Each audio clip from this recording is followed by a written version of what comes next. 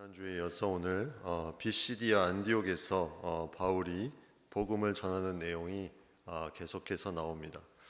오늘 읽은 36절 앞에 보면 하나님께서 예수님을 썩지 않게 하실 것에 대한 내용이 이제 바울의 입술을 통해서 나타나고 있죠. 그때 인용한 말씀이 시편 16편 10절의 말씀입니다.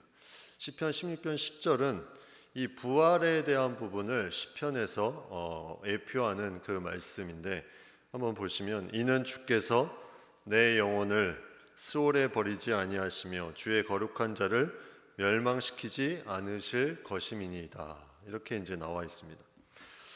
이 스올에 버리지 아니하시고 주의 거룩한 자를 멸망시키지 아니할 것이다. 하나님께서 예수님 또 우리 모든 성도들을 죽음의 어떤 세계 가운데 그냥 두지 않으시고 버리지 않으시고 멸망시키지 않으시고 새로운 생명, 영원한 생명 가운데 살아갈 수 있도록 그렇게 해주신다. 오늘 이 바울의 설교에 보면 구약에 있는 내용들을 많이 인용하고 있죠. 그래서 그 신약 성경에서 구약 성경을 얼마나 인용했을까? 우리가 이 성경을 읽다 보면 밑에 이 각주가 달린 구절이 있습니다. 그래서 각주, 오늘 읽은 본문에도 41절, 47절 이렇게 약간 안쪽으로 들어가 있는 이 성경이 있죠. 그게 이제 구약 성경을 인용한 내용들이 이제 나오는데, 신약 성경에서 구약 성경을 인용한 구절이 한번 몇 개나 있을까 찾아봤더니 한 그 위키 사이트에서 이것을 정리를 쫙 해놨습니다. 위키 사이트는 불특정 다수가 자신이 이 내용들을 같이 협업해서 편집을 해서 어떤 지식을 잘 정돈해서 이렇게 딱 이제 내놓는 그런 사이트를 위키 사이트라고 하는데, 한 위키 사이트에서 이 부분을 정리를 쫙 해놨어요. 신약 성경에 인용한 부분들을. 근데 구절만 나와 있고 숫자가 몇 개인지는 나와 있지 않더라고요. 그래서 제가 이걸 셀까 말까 한참 고민을 하다가 그래 한번 세보자 해서 쫙 세봤는데 471개가 나왔습니다. 471개. 근데 제가 아마 막 빨리 세가지고 이거보다 더 많았을 수도 있어요. 이제 그 신약에서 구약 성경을 인용한 그 부분이 마태복음부터 요한계시록까지 그렇게 나온다는 거죠. 그 중에 가장 많이 인용한 것이 이제 시편입니다. 시편의 말씀을 신약에서 가장 많이 인용했고, 그 시편 중에서도 가장 많이 인용한 게 예수 그리스도를 예표하는 말씀이 담고 있는 시편 110편. 그 말씀이 16번 인용이 되고, 시편 자체는 127번 신약 성경에서 인용이 됩니다. 이렇게 많이 인용이 되는 부분들이 있죠. 그래서 가장 많이 인용이 된 책이 무엇일까 봤더니 유대인들을 쓴 복음서, 이 마태복음에서 가장 많이 구약의 율법을 인용합니다. 그건 당연할 수밖에 없죠. 왜냐하면 유대인들이 가장 많이 읽었던 책이기 때문에 그걸 통해서 복음의 내용을 전달하는 그런 부분들이 이제 마태복음에 그래서 많이 인용합니다. 마태복음에. 그 다음에 많이 인용한 곳이 로마서예요. 로마서는 율법을 토대로 이제 율법의 시대를 넘어서 믿음의 시대로 살아가는 부분을 강조하려고 하다 보니까 이 믿음에 대한 부분에 구약 성경에 있는 부분들을 많이 가지고 옵니다. 이 율법인 것처럼 보이지만 그 안에 믿음의 내용들. 그래서 오직 의인은 믿음으로 살리라, 이 말씀도 하박국 말씀을 인용한 부분이죠. 이런 어떤 말씀들을 가져오고, 그 다음에 이 로마서와 비슷하게 구약 성경 인용한 말씀이 바로 히브리서입니다. 히브리서는 구약의 제사, 그런 어떤 반복되는 제사, 그냥 계속해서 동물을 드리면서 제사가 이제는 예수 그리스도를 통해서 단번에 영원한 제사로 이렇게 바뀌는 것을 히브리서 기자가 그것을 쓰는 그 가운데 구약에서 이 대속, 어떤 하나님의 그런 어떤 속죄, 그런 부분들에 대한 율법의 내용들을 또 많이 인용을 하는 그런 부분들을 우리가 보게 됩니다.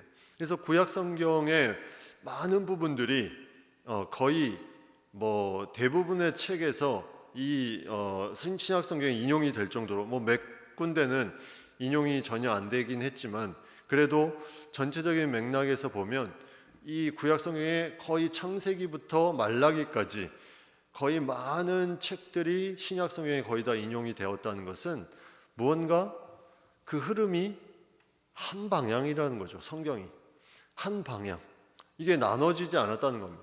우리가 어떤 책을 쓸 때도 논문을 쓸 때도 뭔가 자료를 쭉 가져와서 결론을 내리는 부분이 있다면 이 결론을 내기 위해서 계속해서 자료를 모아서 이 결론을 내는 거죠. 그게 이제 한 방향으로 나아가는 건데 그 한 방향이 바로 예수 그리스도의 구원의 역사죠. 예수 그리스도가 이 땅에 오셔서 인간의 모든 죄를 대신 담당하시고 구원의 길을 만들어 주신다. 이 부분에 대해서 이제 성경은 계속 구약 성경이 오실 예수 그리스도를 나타냈다면 신약 성경은 오신 예수 그리스도를 나타낸 책이다. 이제 보통 그렇게 말을 하는데 그런 어떤 맥락에서 구약 성경이 그 안에 구속사적인 내용, 하나님의 그 구원의 역사적인 내용이 계속해서 담겨 있다는 거죠. 그걸 이제 신약의 저자들이 그 구약 성경의 내용들을 가지고 그것을 인용하면서 복음을 더 확실하게 나타내는 부분, 이것이 너무나 중요한 부분입니다. 그래서 오늘 이 말씀에 우리가 읽은 말씀에 보면 예수 그리스도를 바울이 어떻게 하면 이 유대인들, 이 율법에 구약 성경에 많이 집착하는 이 유대인들에게 어떻게 예수 그리스도를 알릴 수 있을까? 이 바울이 생각해낸 것은 딱 그거였어요.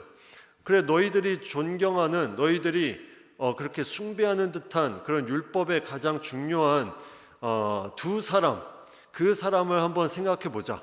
그 두 사람이 누굽니까? 바로 다윗과 모세입니다. 이 유대인들이 가장 그들이 핵심적인 자신들의 어떤 종교의 가장 핵심적인 인물이라고 생각하는 그 두 사람을 통해서 그들이 이제 믿고 의지하고 따르는 그 두 사람의 모습을 누구랑 비교를 했냐면 예수 그리스도랑 비교를 합니다. 이 바울이. 그래서 이 바울의 어떤 신학 속에 예수님께서 이 둘이 하지 못한 것을 예수님이 이루셨다는 것에 대한 명확한 것을 그 유대인들에게 전하기 시작하죠. 이 유대인들은 자신들의 어떤 신학적 테두리가 구약 성경에 그런 머물러 있었다가 새로운 세계가 이렇게 다가오는 것을 이제 느끼게 됩니다. 첫 번째 그 비교하는 대상이 36절에 나오죠. 다윗은 당시 하나님의 뜻을 따라 섬기다가 잠들어 그 조상들과 함께 묻혀 썩음을 당하였으되, 이제 이렇게 전제를 합니다. 다윗은 썩음을 당하였다. 결국 다윗도 죽었다는 거죠. 그러나 하나님께서 살리신 이는, 이게 누굽니까?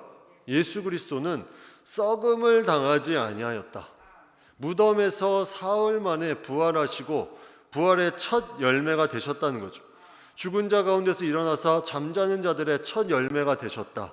이게 이제 고린도전서 15장에 부활에 대한 이제 언급하면서 이 부분이 나오는데, 너희가 그렇게 생각하는, 너희가 의지하는 다윗이 그런 어떤 썩음을 당한 인간의 하나일 뿐이다. 그러나 예수 그리스도는 썩음을 당하지 않고 그 하나님께서 그를 다시 살리시고 부활의 열매가 되게 해주셨다. 이게 이제 첫 번째 다윗에 대한 부분이면, 두 번째는 이제 모세에 대한 부분이 39절에 나오죠.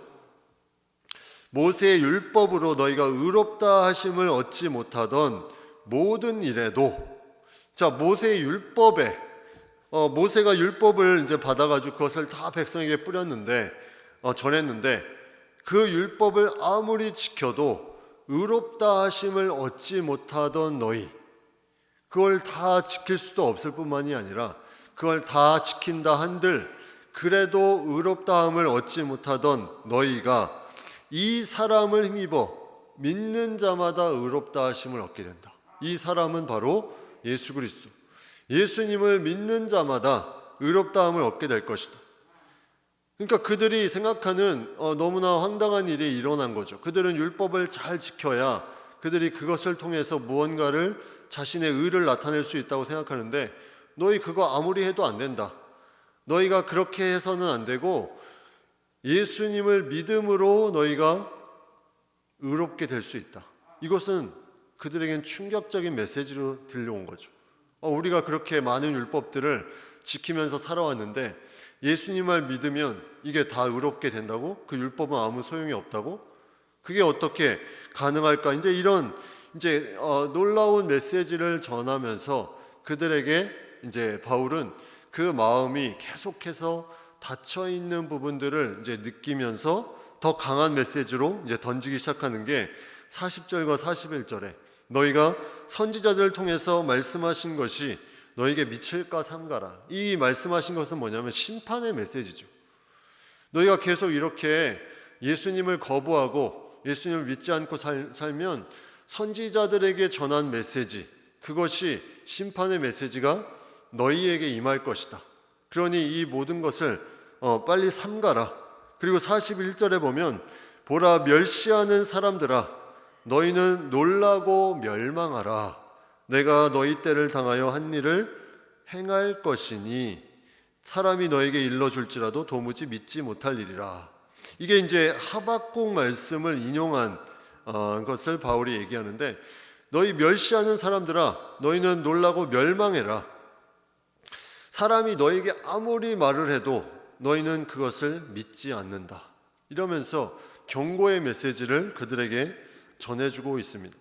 율법을 안다고 하는 이 유대인들이 그 율법만 알 뿐 그 예수님을 계속해서 거부하고 믿지 않기에 이 바울은 계속 경고의 메시지, 선지자들이 너에게 한 말, 그리고 하나님이 너에게 주신 경고의 말씀, 그리고 이 모든 것을 듣지 않으면 너희는 멸망의 길로 간다는 이 메시지, 이것을 듣고 너희가 믿음을 갖도록 그렇게 말을 했는데 그들은 도무지 믿지 못한, 그럼에도 불구하고 믿지 못하는 그런 부분들이 그 안에 나타나게 됩니다.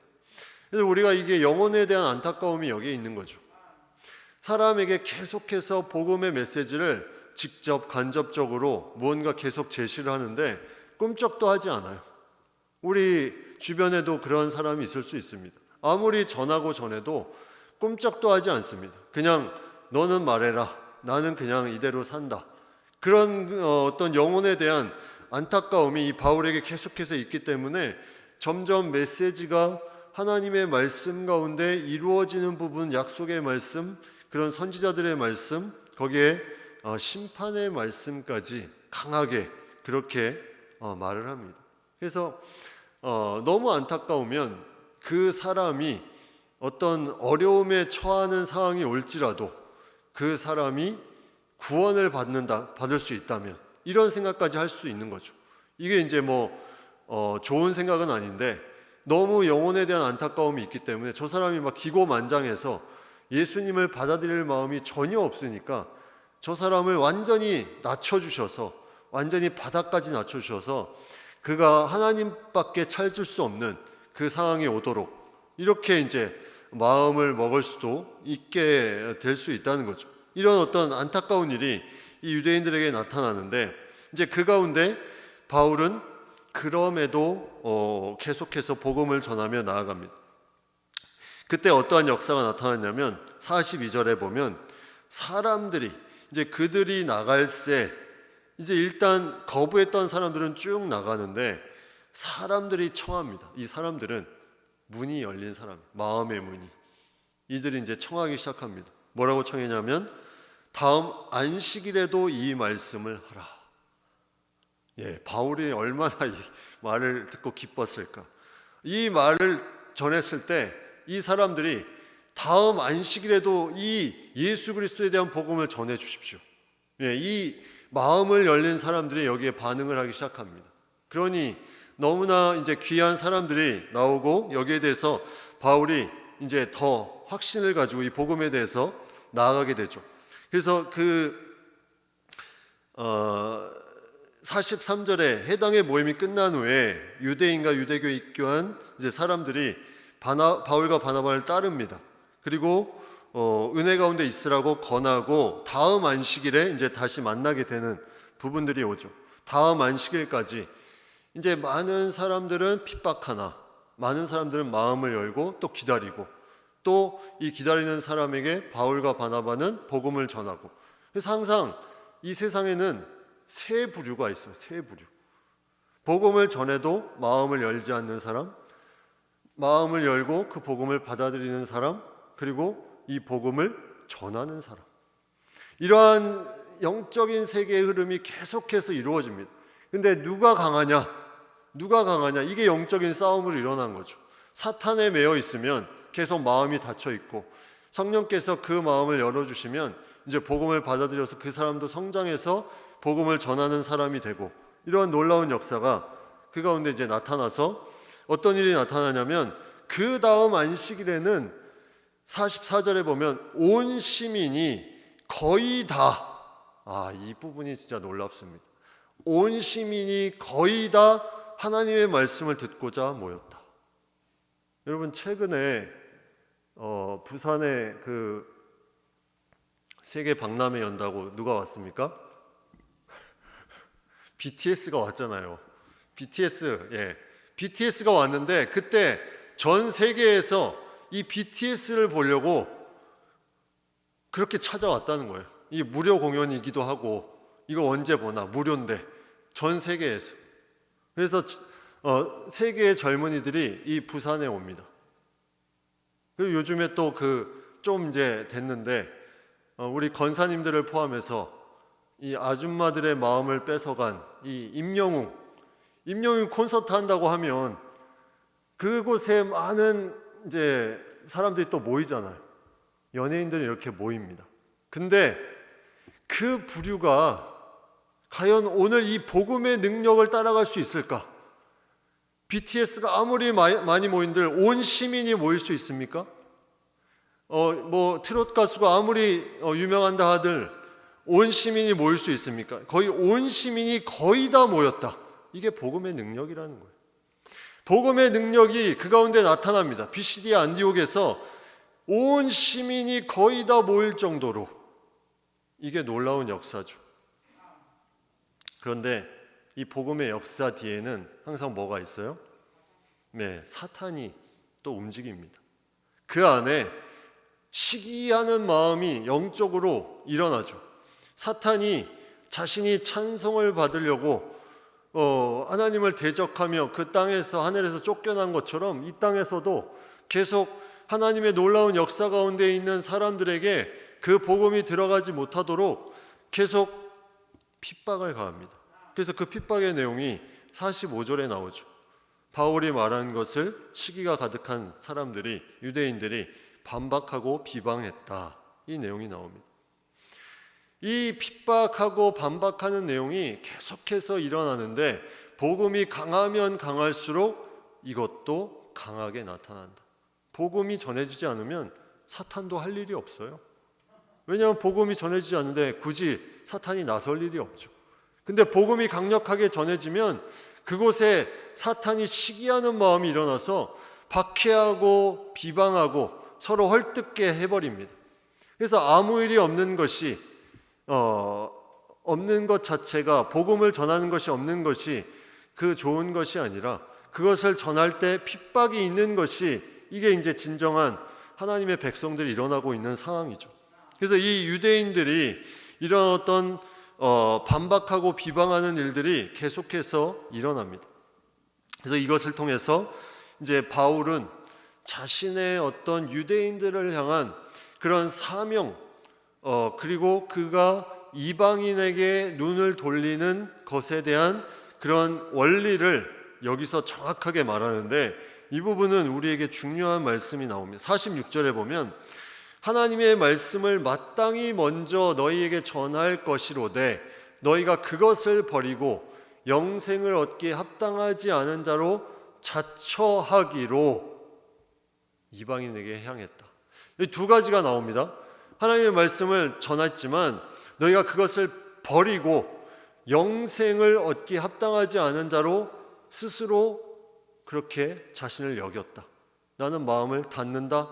이게 명확하게 영생을 얻기에 합당하지 않은 자로 자처했다. 이게 이제 바울에게 느껴진 거죠.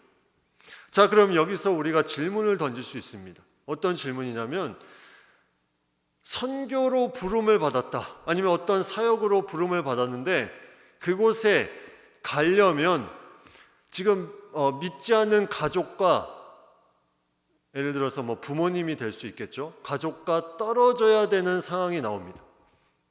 그러면 이 믿지 않는 가족을 두고 그들을 위해서 무언가를 해야 되는데, 그 가족을 두고 과연 내가 선교지로 나아가는 것이 맞냐, 아니면 이 가족을 먼저 하나님께 인도하고 그러고 나서 선교지로 나아가는 것이 맞냐, 이거는 상당한 고민이 될 수 있죠.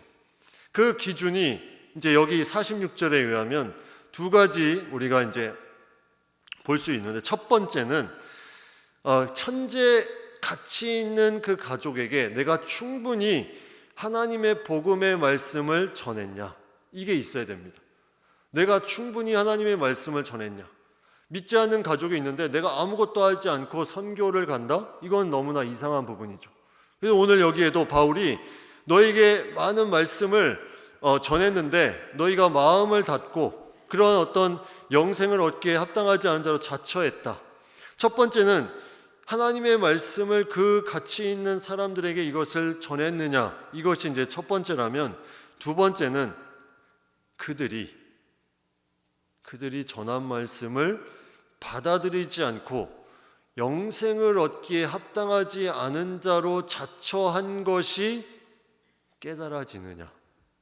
이게 어려운 부분인데, 이 바울이 이제 얘기했던 것처럼 아무리 내가 얘기를 해도 그 사람들이 완전히 차단시켜버리는 상황이 본인에게 깨달아지는 부분들이 생깁니다. 그러면 내가 아무리 그것을 전해도 거기에 대한 부분이 어떤 다른 성령의 역사가 나타나지 않는 한 그러한 것들이 작정된 그런 어떤 자처된 부분들이 느껴지기 시작하면 그때는 갈 수 있다는 거예요. 믿지 않는 부모님이 말릴지라도 아무리 거기에서 복음을 전해도 영생을 받기로 작정하지 않은 자처럼 그렇게 해버리면 갈 수 있다. 이 간다는 의미가 그들을 버린다는 의미가 아닙니다. 이 사도 바울도 이 유대인들에 대한 사역을 접어두고 이방인에게 향했지만, 사도 바울에게는 자신의 동포에 대한 마음이 항상 그 안에 있었습니다. 그래서 그 로마서의 9장부터 11장 말씀에 보면 이 이스라엘에 대한 사도 바울의 간절한 마음이 그 안에 나타나 있는 것을 보게 됩니다. 그래서 그 사람들의 어떤 하나님이 주시는 마음으로 계속해서 거기에 의지하고 기도하는 부분이 나오죠. 그래서 로마서 9장 3절에 보면 이렇게까지 사도 바울이 고백합니다.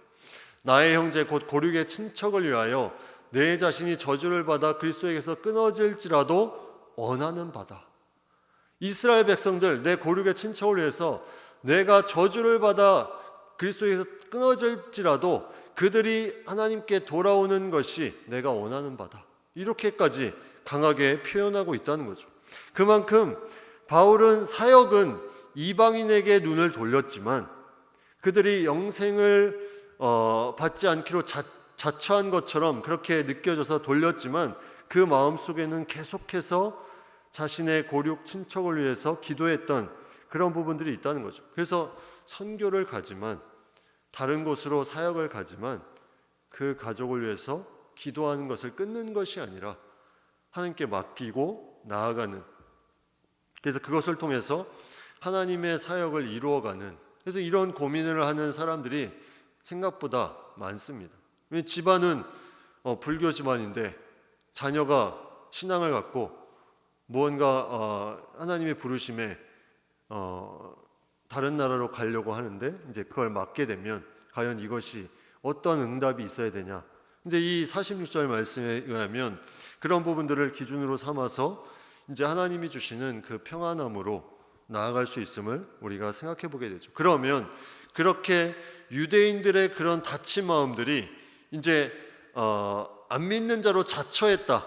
했던 이 부분들이 어떤 다른 성령의 역사로 그들의 마음이 열리기를 간구하면서 다른 사역으로 갈 수 있다면 하나님께서 그 사람에게 그 사역을 맡기시고 이 남겨진 사람들도 또 기도를 통해서 계속 그 문을 열어주기를 간구할 수 있다는 거죠. 그래서 바울은 이러한 부분을 통해서 이방의 빛으로 삼으신 그 하나님이 자신을 이방의 빛으로 삼으시고 땅끝까지 복음을 전하는 것에 대해서 계속해서 그가 말하고 전파하고 그 사역에 대한 방향성을 얘기하고 있지만 그의 중심에 또 한편의 마음은 이 유대민족을 향한 마음이 완전히 없었던 것이 아니라 당장 하나님의 복음을 위해서 자신이 해야 될 부분을 하면서도 그 안에 같은 민족을 향한 마음이 바울에게는 있었다는 거죠. 그래서 그 모인 자들이 이제 다시 그 다음 안식일에 모였죠. 그 모인 자들이 이제 다시 복음을 전하면서 그걸 듣고 48절에 보면 이방인들이 듣고 기뻐하여 하나님의 말씀을 찬송하며 영생을 주시기로 작정된 자는 다 믿더라. 예, 아까 위에 보면 46절에 영생을 얻기에 합당하지 않은 자로 자처했다. 본인이 영생을 얻기에 합당하지 않은 자로 자처했다는 거죠. 스스로가 그렇게 마음을 닫았다. 그런데 여기 48절에는 영생을 주시기로 작정된 자는 다 믿더라. 이거는 스스로 그런 게 아니라 작정되었다. 피동태, 누군가에 의해서 작정되었다. 여기에 이제 신학적인 부분이 나오죠. 선택이 예정된 사람이 따로 있다. 영생을 받기로 작정된 자. 그렇다면 이것을 어떻게 우리는 해석할 수 있을까? 누가 작정된 사람이 있고 누가 작정되지 않은 사람이 있다면 이것을 어떻게 우리가 해석할 수 있을까?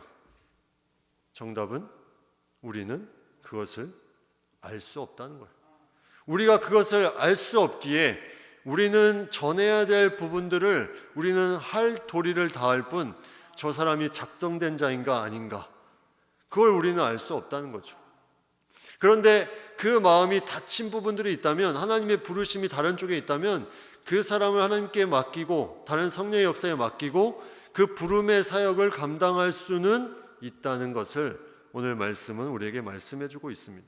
그래서 그 부분을 통해서 이제 바울이 이방 민족에게 자신은 나아가고 그것을 통해서 하나님의 놀라운 사역을 이 1차 전도 여행에 지금 하고 있음을 그들에게 이제 말하고 각 이방 족속에 있던 흩어진 유대인들이 그럼에도 불구하고 박해하는 자들도 있었고 또 그 말을 더 듣고 싶었던 이방인들과 포함해서 그러한 사람들도 있었다는 것.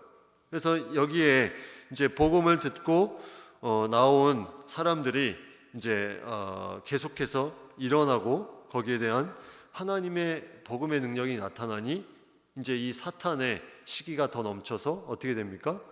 이들을 쫓아내 버리죠. 더 이상 그곳에서 사역하지 못하도록 쫓아내 버립니다.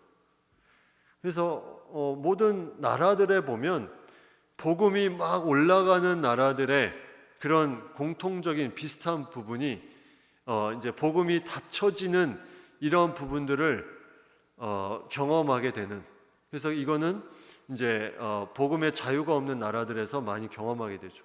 복음이 계속해서 잘 증거되고 알 수 없는 놀라운 능력들이 막 보고되고 이러기 시작하면 사탄이 가만히 있지 않아서 그 권력자를 세워가지고 이것을 막아버리는. 여기도 보면 유대인들이 경건한 기부인들과 그 신의 유력자들을 선동하였다 이렇게 나옵니다. 힘 있는 사람들을 선동하여서 쫓아내는 이런 부분들이 나타나죠. 그래서 항상 여기에 대한 부분은 우리가 복음을 전할 때 이것을 우리가 알고 있어야 돼요. 내가 복음을 전할 때 어떤 하나님의 복음이 계속해서 잘 증거될 때는 뭔가 사단이 같이 뭔가 계략을 꾸미고 그것을 하지 못하게 넘어뜨리게 하는 부분들이 있다. 가만히 있는 사람은 잘 안 건드립니다. 안 건드려요. 선교지에서도 정말 사역을 잘 하시는 분들을 뭔가 괴롭히고 건들지 그냥 가만히 있는 사람을 안 건듭니다. 그냥 그 사람은 별로 영향력이 없기 때문에 그게 실제로 보인다는 거죠. 더 이제 확실한 부분으로 이 바울이 바나바와 함께 이 부분에 대해서 계속해서 감당했더니 유대인들이 그를 핍박합니다. 근데 바울의 그 느낌을 한번 생각을 해보면 바울은 저 핍박하는 유대인들에게서 무엇을 느꼈을까요? 바울은 자신의 모습을 느꼈겠죠. 자신이 과거에 그랬잖아요. 유대인들을 핍박하고 믿는 사람들을 핍박하고 그들을 죽이려고 다메섹까지 가서 잡아오려고 그랬던 바울의 자신의 모습이 이제 생각이 나는 거죠. 바울은 이들이 핍박하는 것을 보고 하나님이 그에게 준 과거의 그런 모습들이 다시 그들에 대한 긍휼한 마음으로 바뀌게 만들어 버립니다. 이게 하나님의 역사예요. 자신이 과거에 나의 모습을 통해서 그의 상처, 그의 아픔이 그냥 그것으로 끝나는 것이 아니라 하나님이 그 상대를 봤을 때 그 영혼들에 대한 자신의 모습이 오버랩 되면서 비춰지면서 그들에 대한 비방하고 욕하는 마음이 아니라 긍휼히 여기는 마음. 왜냐하면 그들도 자신과 같이 변할 수 있기 때문이죠. 그래서 영혼을 바라보는 그 눈이 달라지게 만들어 버린 겁니다. 하나님이 이 바울에게 그런 핍박자와 포행자, 박해자로 살았던 이 사도 바울을 이렇게 사는 그 순간 삶이 그냥 그가 과거에 나쁜 짓 했다가 아니라 하나님은 그 역사까지도 들어가지고 이 같은 일을 범하고 있는 유대인들의 하나님의 마음을 가지고 그들을 품을 수 있는 그 마음을 허락해 주시는 이 놀라운 것이 바울이 이방 민족의 그들을 향해서 가질 수 있는 그런 부분이죠. 그래서 바울은 그런 부분들에 대해서 같이 공격하지 않습니다. 자신을 공격하는 자리를 옮길 뿐, 너 나 공격해 핍박해? 그럼 같이 한번 싸워보자. 이런 일을 절대 하지 않아요. 왜냐하면 이거는 힘이 없어서가 아니라 자신의 모습이 그랬기 때문에 그들의 모습을 다 알고 있는 거죠. 바울이 거기에 하나님의 은혜가 그 영혼들에게 임할 것을 기대하며 나아가는 그 부분들이 그 안에 있기 때문에 그래서 결국 그러한 모든 것을 통해서 그들은 이제 이고니온으로 이제 쫓겨남을 당하게 되지만 이제 마지막 절에 한번 볼까요? 52절에 보면 이 놀라운 고백입니다. 제자들은 기쁨과 성령이 충만하니라. 여러분 하나님의 일을 할 때 이 두 가지만 있으면 무슨 일을 해도 하시면 됩니다. 내가 기쁨이 있냐? 성령 충만하냐? 그런데 하나님의 일은 뭔가 열심히 하는데 기쁨이 없어요. 또는 성령 충만이 없어. 어떤 사람은 둘 다 없어. 그러면은 본인이 사역이 지금 뭔가 좀 이상한 거예요. 본인이 열심은 하고 있는데 뭔가 좀 이상한 겁니다. 하나님께 나아가야 돼요. 그때는 내가 기쁨이 없고 성령 충만함이 없는데 뭔가를 계속 하고 있다? 이것은 조금 이상한 거죠. 그래서 그 부분은 나와 하나님과의 관계성을 다시 한번 내가 근본부터 다시 시작해 볼 필요가 있습니다. 그래서 그런 부분, 이 사도 바울과 바나바의 모습을 보십시오. 그렇게 핍박하고 쫓겨남에도 그들은 기쁨과 성령 충만함, 이것을 고백하고 있잖아요. 이것이 하나님이 주신 놀라운 복음의 능력입니다. 하나님이 택함받고 부르심받은 사람들의 놀라운 역사. 그래서 개인이 이러한 기쁨과 성령 충만으로 나가면 하나님의 놀라운 일들을 감당할 수 있어요. 공동체가 이 기쁨과 성령 충만함이 있으면 하나님의 놀라운 폭발적인 역사가 시너지처럼 더 많이 감당할 수 있습니다. 교회가 기쁨과 성령 충만함으로 같이 나아가면 이 지역에 놀라운 역사를 하나님께서 일으키십니다. 그것을 위해서 우리는 같이 나아가야 되는 거죠. 기쁨과 성령 충만. 거기엔 핍박이 있을 수 있어요. 그러나 복음의 능력을 믿고 나아가면 하나님의 놀라운 역사가 그 가운데 나타나게 될 줄 믿습니다.